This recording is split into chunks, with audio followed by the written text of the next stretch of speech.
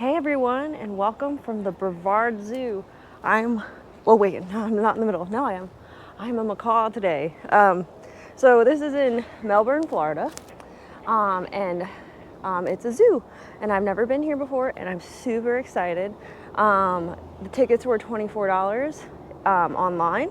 You can buy tickets here, but it is preferred to buy online so that you have a timed ticket. But if you're ready, let's go. So they have fun little photo ops. They also have a dinosaur, which is really fun. They're setting up for the elves at the North Pole. Super fun.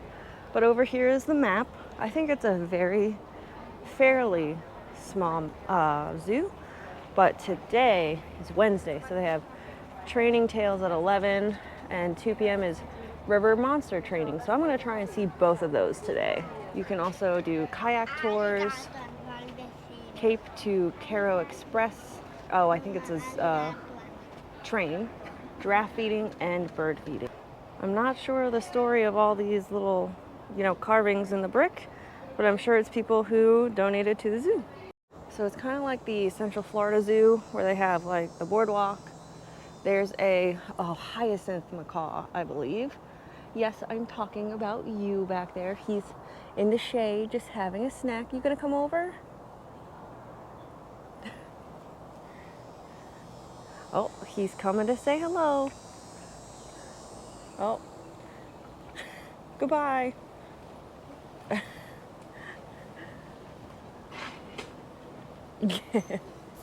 Next, you come up on Expedition Africa, but we are going to go to that trainer talk, so that's the next thing over here. Over here, we have another macaw. It is a blue-throated macaw, I believe. I have to see his throat, actually, now that I think about it. But we have one right over here who is a military macaw. He's enjoying I have a lot of macaws over here, actually. It's about 10 minutes away. So, Lands of Change Theater, just down this way. So we're gonna go do that. We got some more macaw. Oh my God, he's peeking his little head out. So here we are at the Lands of Change Theater. So it says, Earth has changed a lot in the past 4.5 billion years.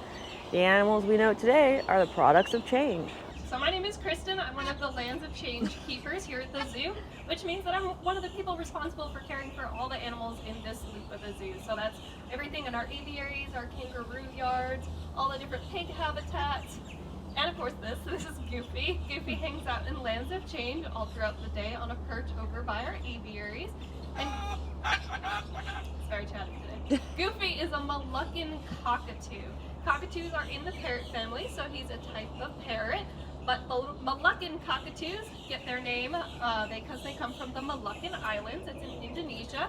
Sometimes people will also call them salmon-crested cockatoos because compared to other species in the cockatoo family, he has a really beautiful crest of salmon-colored feathers on the back of his head that he can show off. That was very nice, Goofy. Goofy, can you say hello? Hello. And he does the right thing. If he does the correct behavior that I'm asking him to do, he's gonna get a reward. So Goofy here is gonna show off a whole lot of different behaviors, things that make parrot a parrot and things that help us care for him. But a little bit of background about Goofy. He's about 27 years old, which is pretty young for a parrot his size. A lot of parrots have very long lifespans. They can live into their 70s and 80s. A Moluccan cockatoo can usually live into about their 60s or 70s. So he has a lot of life ahead of him. He's a healthy little guy. But he spent most of his life living in someone's home as a pet and going out and doing shows as an ambassador animal like he does now, but for the Rainforest Cafe before he came to us at the zoo. And he's been living at the zoo for probably about 5 years now. But his owner did retire eventually from doing shows, and he felt like Goofy really got a lot out of them. He does enjoy being in front of people, which is why we continue to have him come out and do chats. So when he retired from doing his own shows, he brought Goofy to the zoo, and it's been a really great relationship. And Goofy gets everything that he needs, all the attention, all the training, enrichment, all sorts of things that keep him happy and healthy. So Goofy here knows a lot of different behaviors. Some of those things are just easy behaviors that we trained that he kind of did all on his own because parrots are very, very smart. So there are a lot of different things that he can do, like show off his feet by waving. So this is something he'll see guests do, and he'll do to guests all throughout the day is wave to him. He has a lot of different things that he can repeat or mimic. Parrots are great at mimicking. They have a special organ in their throats called a syrinx that's kind of like we have a voice box. So they're able to make really interesting sounds and complicated sounds that some other animals just can't. Goofy, how about a kiss? That's very nice. Can you say hello? Very nice. Can you whistle? Very good. And this one's my favorite. I'm gonna hype it up. Can you be a monkey? Very good job, Goofy. So naturally, parrots are not going to be mimicking people. They're of course going to mimic other parrots that are around them in their natural habitats, and they would do this to fit in with their flock mates.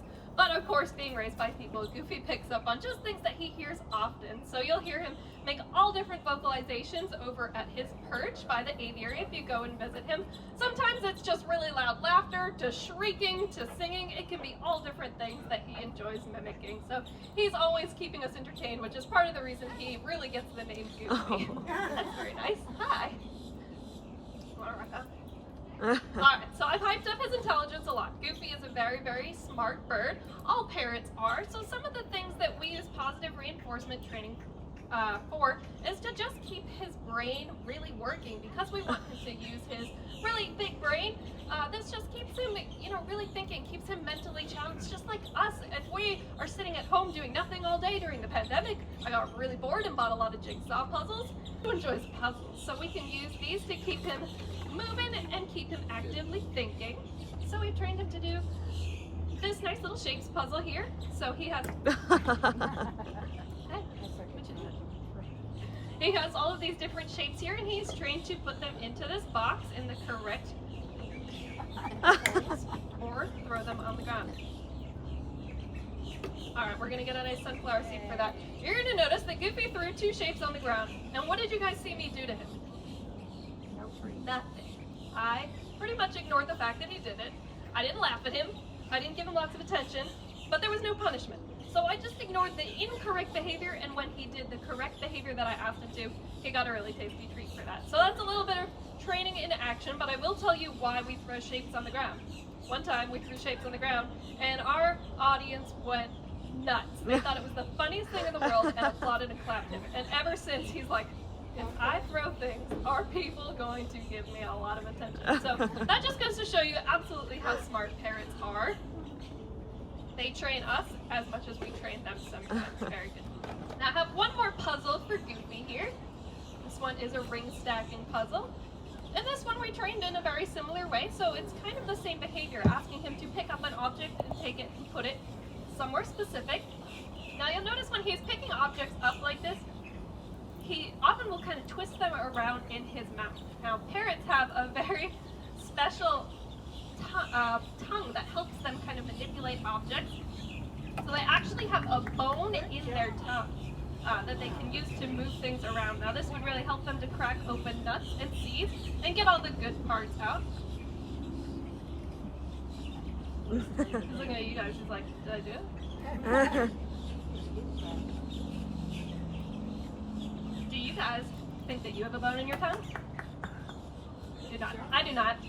I kind of wish I did, because the things that Goofy can do with that are pretty interesting. So I always want to encourage Goofy to do the correct behavior. I don't want him to do the incorrect behavior, but sometimes his motivation is just not there. So sometimes that means giving him a helping hand or making the behavior a little bit easier for him, but it also means always not rewarding him when he's not doing the correct behavior, but keeping the training session fun for him. So if he's showing me that he's not super interested in doing the behavior that I'm asking him to, I'll usually give it a few tries. I obviously want him to succeed.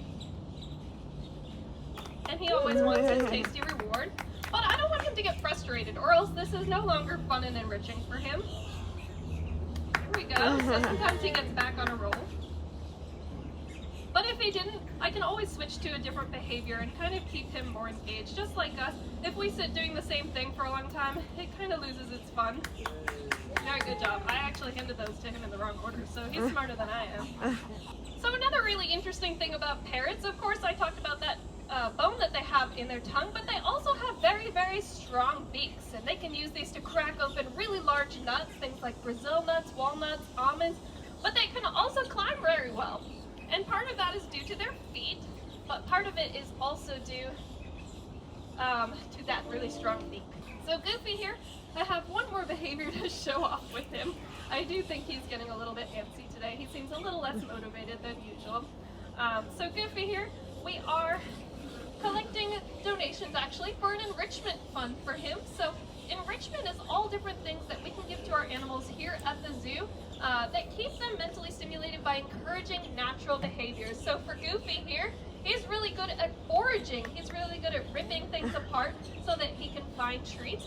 So oftentimes we'll give him things like boxes that he can shred open. We'll give him different toys to play with, like puzzles, so he can look for treats. So that's something that we give him every day, sometimes multiple times a day, just to keep that brain going between training sessions. So we're raising a little bit of funding for different toys for him because he kind of goes through them very quickly.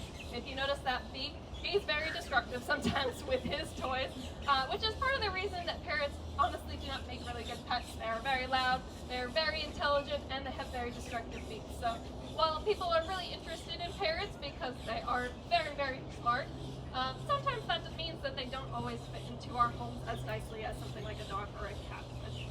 So Goofy here is trained to take dollar bills and place them into our donation box, just like so, so that we can raise donation money for an enrichment fund for him and our other parents. We will share, it's not just for Goofy. So if anyone is interested in donating to our enrichment fund, you're welcome to come up and I can teach you how to pass Goofy $1 for a little bit of fun interaction.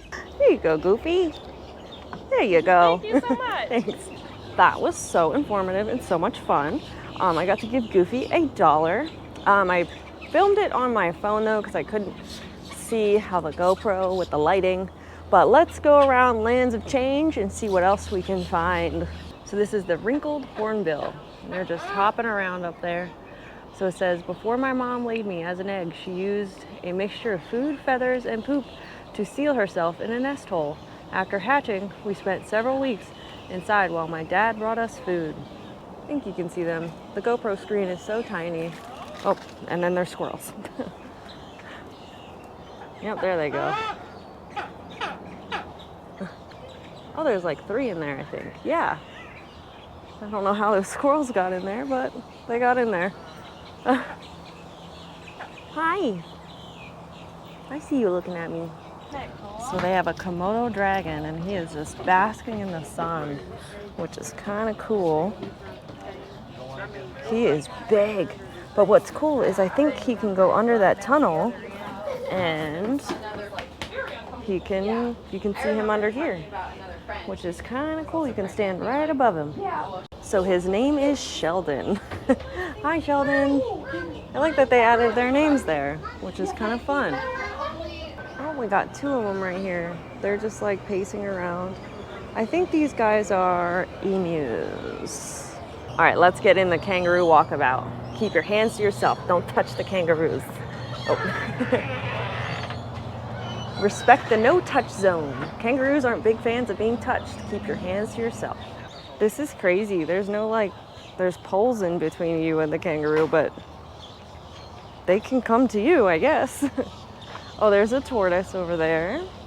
But there's some other stuff. Emu, I was right. Yes. There's rabbits, and then the Reeves muntjac. And they all have names. We have JC, Lily, Emma, Lila, Hope, Ollie, and Marcus. I love that they have names and they advertise them. That is so awesome. It's nap time in the kangaroo enclosure, and I can totally get behind that. I love it. It is so much fun. So now we're gonna go in Cockatiel Creek, and you can get seed sticks or nectar cups for $2. What a beautiful oasis for these birds. So we have the cockatiel. I'm a popular pet, but also common and widely distributed throughout Australia. So we've got the Nicobar pigeon and the white-crested turcow. And here are some of our friends. How cute. Hello. They're just walking across. Hello. I don't have anything. I don't have enough hands for that. I don't. I got nothing. We also have a princess parrot in here, a northern bobwhite, a tawny frogmouth. I love those. And a laughing kookaburra. So I need to find the froggy, tawny frogmouth. There's a kookaburra right back there. I need to find the tawny frogmouth. Oh my gosh, they're all up here. How cool. Oh, I love these guys. These guys are so cool. Oh, I think I spy the tawny frogmouth.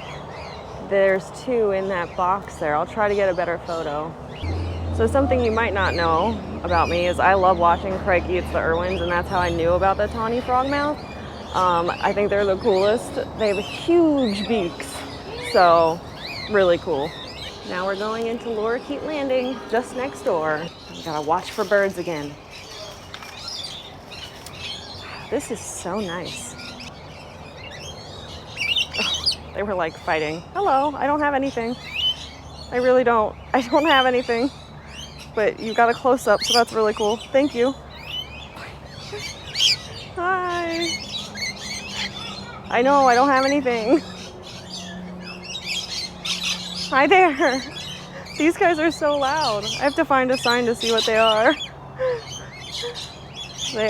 It is lunchtime or brunch time.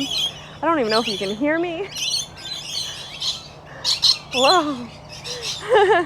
Oh my gosh, there's so much going on. So that was the rainbow lorikeet. You're not the only one who likes feeding us. Many Australians are drawn to our bold, colorful appearance, attracting us to their yards with their nectar-producing flowers and fruits. There's another guy up here, but really, we have a Reed's moonjack back there. They're always hard to see.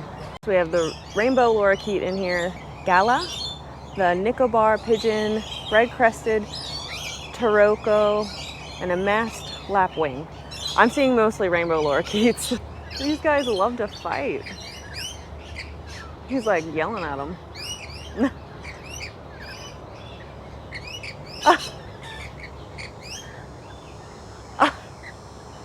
Or is it their like mating dance? I don't know. Who knows?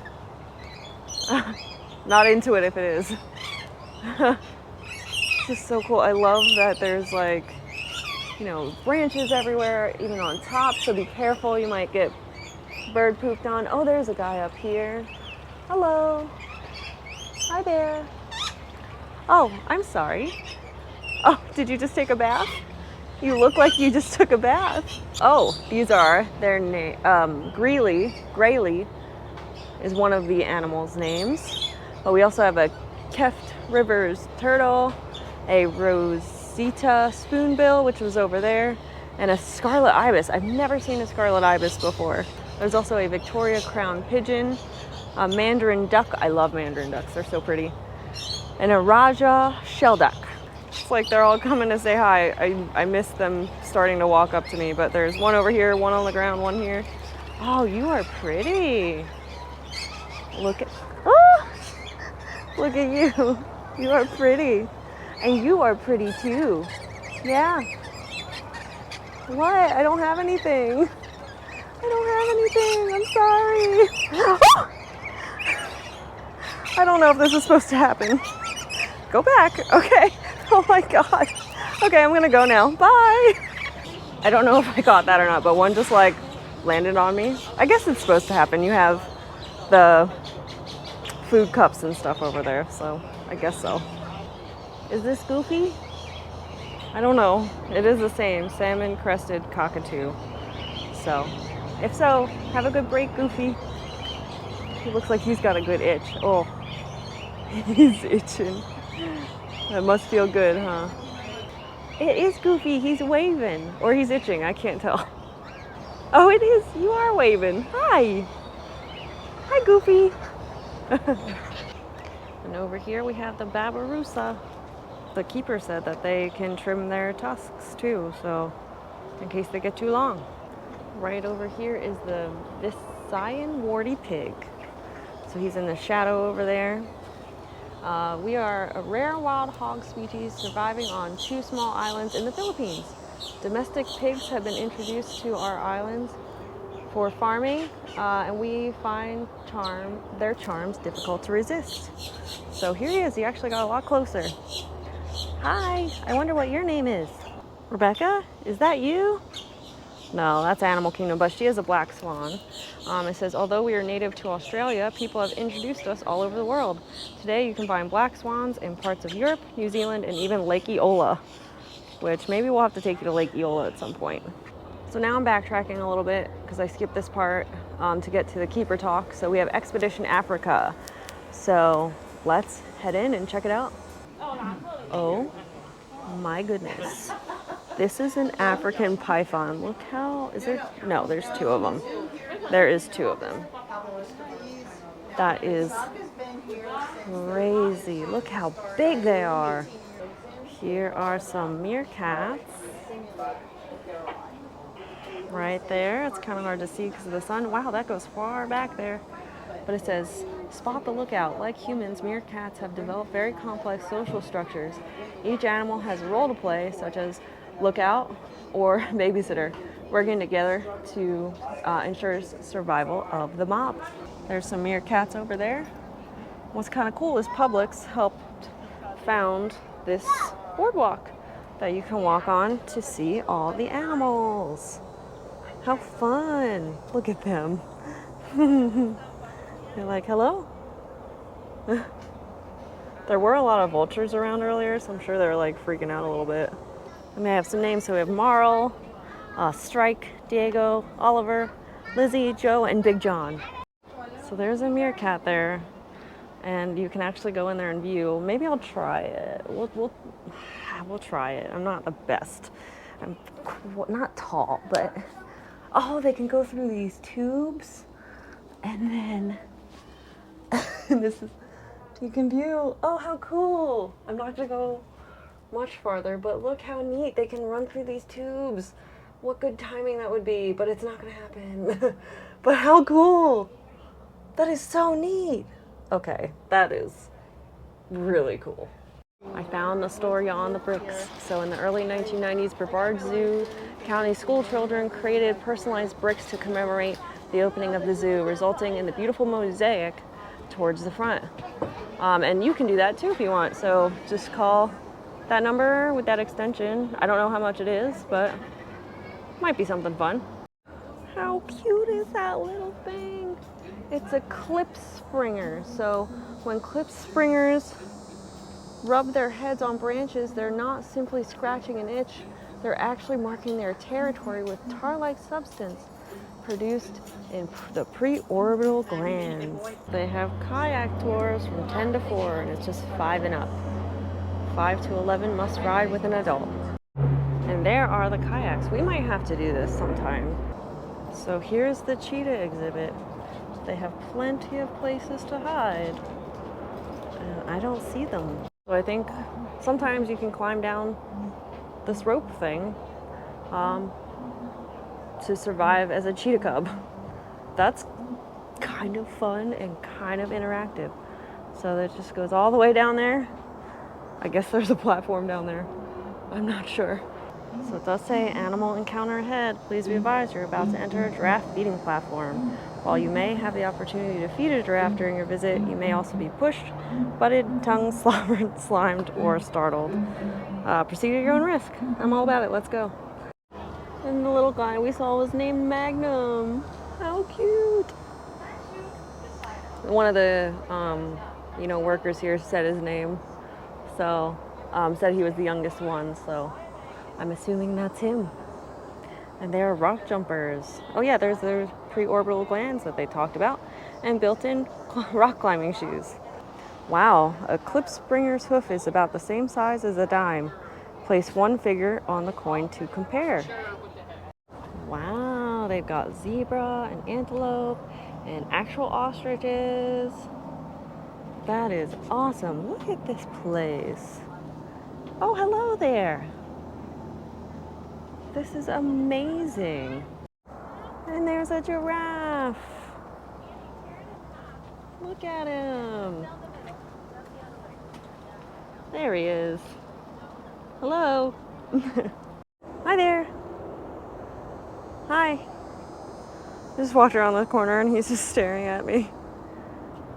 Have a good day. Now it says watch your step, moving bridge, and no giraffe feeding beyond this area. Whoop. Not too bouncy. What a beautiful day. I'm so glad I came.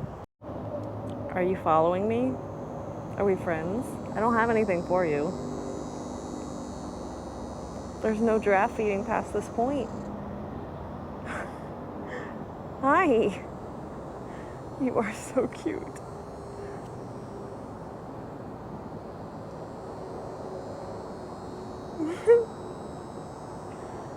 Hi there.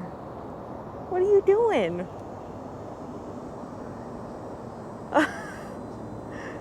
Is this real life? I don't have anything for you. Hi. Oh my God, you're so cute. Hi, I don't. No, this is not for you. This is a camera. Hi there. I don't have anything for you. Do you want to go for a walk with me?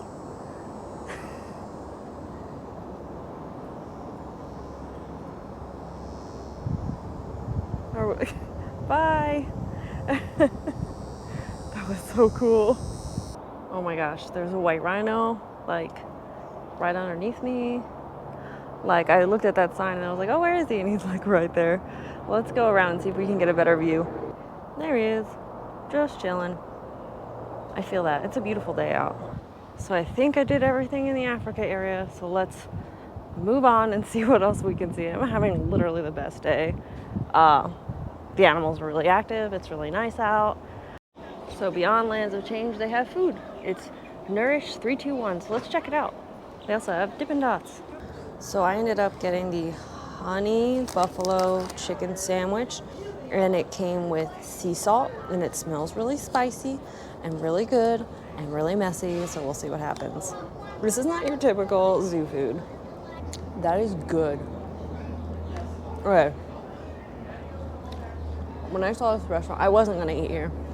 And then when I saw how like nice it looked, I was like, okay, I'm gonna try this out. And then I looked at the menu and this was like, looks so good. And it is good. The bun is kind of falling apart, but that's okay. This is delicious. I normally don't get, like I said, but I would get food here. Yeah, this is worth it. This is wonderful. Also, the zoo train is back here. Let's go look at it. I'm not going to do it today, but I'll get you the prices. So it looks like the zoo train is $4 for 3 and up. And here is the train schedule, which I feel like they can change at any time. But I want to do this next time because I feel like this video is already going to be really long because of all the experiences I've had today. I believe this is the Wild Florida area. Like I'm going to balance my own diet. Only feed zoo animals when specified food is provided. Never feed them human foods. Alright, here's a good dad joke. What do you call a turtle who does photography? A snapping turtle. These alligators are sure ferocious. So these are the American alligator. So, I mean, they're everywhere. I heard there's one in our lake in our area. So, there's that. There's a turkey back there. Yeah. I don't know if you can see him. He's staring at us through the little wooden fence. Okay, sandhill cranes are my favorite. Thomas actually reacts to their call, so maybe he's heard them before. We had the Google Home do different noises, and the only one he reacted to was the sandhill crane, so I hope we can find it. Right back there, we have the majestic eagle. There's 2 of them. Right now they have a sand sculpture exhibit, and it's free with zoo admission. Here's the first sand sculpture you come across. This is very, very well done. It is straight lines. It's crazy. Our next sand sculpture is dolphins, and it has a little bit of information about dolphins, but what I found interesting was more than 1,000 common bottlenose dolphins live in the Indian River Lagoon. This next one is manatees and mangroves. So you've got your manatees and other fish. Here's the crustacean one. So it says tens of thousands of species of animals are classified as crustaceans. From the spiny lobster using its antenna to cautiously explore the world beyond its hideout, to the barnacle who spends its life attached to the side of a rock. The next one is the shark one, which is really cool and really tall. It says, the Indian River Lagoon is one of the most important bull shark nurseries on the Atlantic coast. So the Indian River is very important. Everyone loves sea turtles. So we've got sea turtles and jellyfish. So it said, did you know the Brevard Zoo Sea Turtle Healing Center has provided life-saving treatment for hundreds of sea turtles. By visiting the zoo, you are helping us continue to provide critical care for our sea turtle patients. So I'm so happy I can help you. Look how cool. As you exit, you see the Florida black bear. So there's one there. I'm not sure if there's another one, but he's just chilling, enjoying some leaves or berries. Oh, he's got some berries. Nice. So that is either Cheyenne or Røde, but he loves, oh, it might be Cheyenne because it is eating what looks like blueberries. So maybe Cheyenne. Hi. Lions are coming to the Brevard Zoo, so I think they're still working on the lion exhibit. How cool. Oh my gosh, I have to come back when they have lions. And that's it for the Wild Florida area. So we're gonna head to our last area and then see a little show at 2 and then call it a day. Last area is Rainforest Revealed, how research in the field and in zoos helps us understand a complex world. So our next keeper talk is in here, and it'll be river monster training at 2 p.m. So all of this kind of like connects. So he's coming down, and then it's like a little jungle gym for these monkeys. So it goes like all the way up and over, and then so right here is the white-faced saki. It is a male, it looks like. Oh, oh my god, is that a sloth up there? Oh my god, it's a sloth. I wasn't sure if they had one. He's all the way up there. Oh my god, oh my god. Indy. It looks like there's a baby on the picture. Okay. So this is Indy. I don't know if Indy is all grown up now, or if that's Mama that I'm seeing, but I see a sloth. Day made. Only took all day to find you. Are there more sloths? Because this is a bit farther down. So hopefully. Look, you all know about sloths now because I talk about them every zoo we go to. Maybe there's a sloth in here. Oh, thank you, Sloth Guardians. Yes, thanks Twin Rivers Insurance and Cass Montgomery. You know, I don't see them, but their little back door back there is open, so they're probably back there, but I'm glad I got to see one. I'm so happy. Now we have squirrel monkeys. He's looking the other way. But squirrel monkeys, hello. Hi. I don't know where he's trying to go, but he's trying to find a path somewhere. Well, hello there. These are the spider monkeys. He's looking right at me. Wow. Look, his tail's holding him up. That's really cool. Look at these king vultures. I've never seen vultures that aren't all black. Wow. This is cool. It's like mossy up there, so like it really feels like you're in a forest. Whoa. Oh, hello. What is happening today? All these animals are just coming to me. Hi. I'm just gonna get a picture of you real quick. I literally don't know what's happening. I'm just not making any weird noises. I'm just here. So you can also go upstairs to get a treetop view. So let's go upstairs. It's kind of fun. You can be like the monkeys up in the treetops. So they're, oh cool. Look, they're right there. This is cool. You can walk right by, like beside them, like up. Oh, they're playing. Oh, they're little toddlers. Oh, hi. Oh my god, how cute. They also have like a tree trek that you can actually do. That's just too high for me. And yeah, I've tried something like this before. It didn't end well. So what you just saw was 2 baby cotton top tamarins. There was a lot of people over there, so I didn't want to like talk to myself. So yeah, 2 baby cotton top tamarins, which I've never seen before, and they are so cute. This is waddling along. Oh, we have a capybara back there. God, they're a lot bigger. I mean, I've seen them elsewhere, but every time I'm like, no, they're small. Hi. Hello. These guys are all native to the Amazon River basins. They are a freshwater fish species, and each of them is uniquely adapted to that type of environment. So if you think of most fish in the Amazon you've seen, it's not a crystal clear river like this. It's a lot more tannic, meaning it's got tannins from all the trees. It's brownish, not going to be super clear, a little more murky, not super easy to see through.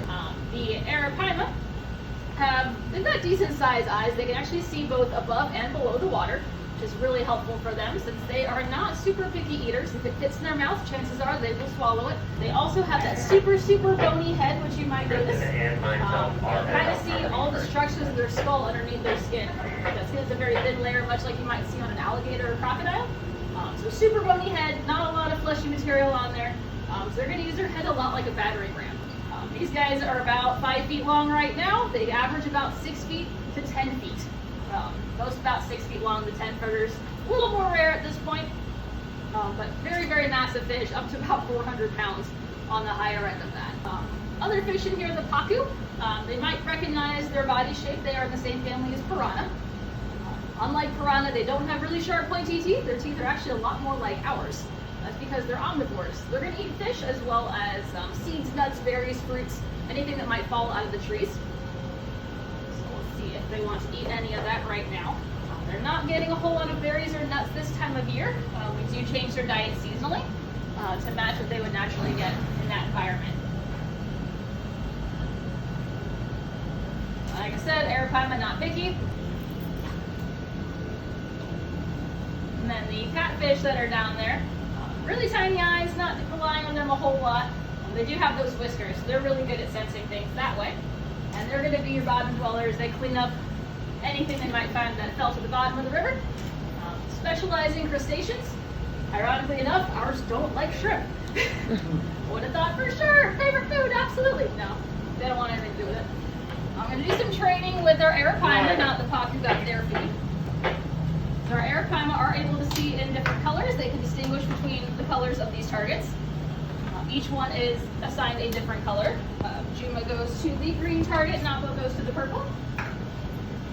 They often try to trick us and go for the wrong one, even though they absolutely do know the difference. But they are incredibly intelligent fish, actually one of the most challenging species I've ever worked with, because they're always trying to retrain us. All right, who I got here? That looks like Juma. Napo. So they know if they come and touch their color paddle, they're going to get a food reward. Ideally, they will not be biting at the target.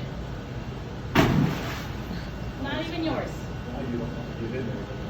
So we do a lot of shaping of the behavior.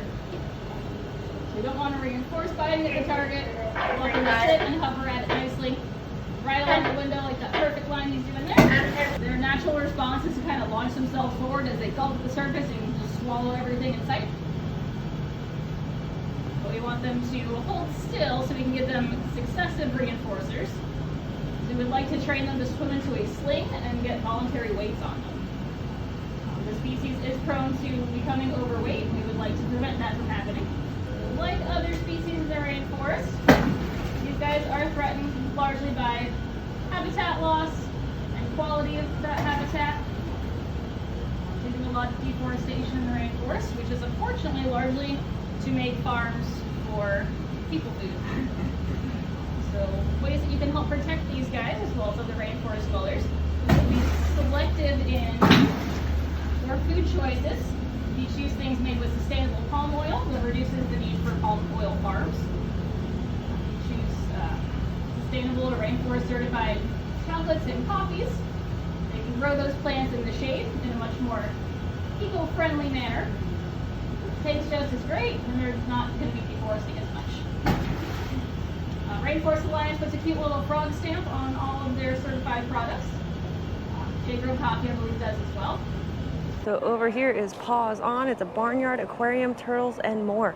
So let's go check it out. They also have Slice, which is like pizza and ice cream. And I might get ice cream before we leave because it's been a great day. Why not end it with ice cream? How interesting is this? I don't know what it is, but it's interesting. But it's a whale. But what's kind of cool is the kids can play here, but then there's an aquarium right here. So that's really cool. It's nice if you need a little break. There is some seating in the sand here, and it's just beautiful. It kind of went a weird way, but here's a big sea turtle for the play area. So how cute is this area? When I went by the petting zoo, they weren't really out, so maybe they were just sick of the day. So there's a petting zoo. So the ice cream was really good. You know, I had the zebra sundae, and it had vanilla ice cream, chocolate syrup, and Oreos. Can't go wrong. So now we are actually gonna exit. We're done with the zoo. We saw everything, but I cannot wait to come back. So I had a great time today at the Brevard Zoo. A lot bigger than I thought. The map does not do it justice. It's very big. Bigger than I expected, I should say. So if you like that video, be sure to give it a big thumbs up. Make sure to tap that subscribe button and tap that notification bell to become a super subscriber. And until next time, see you real soon.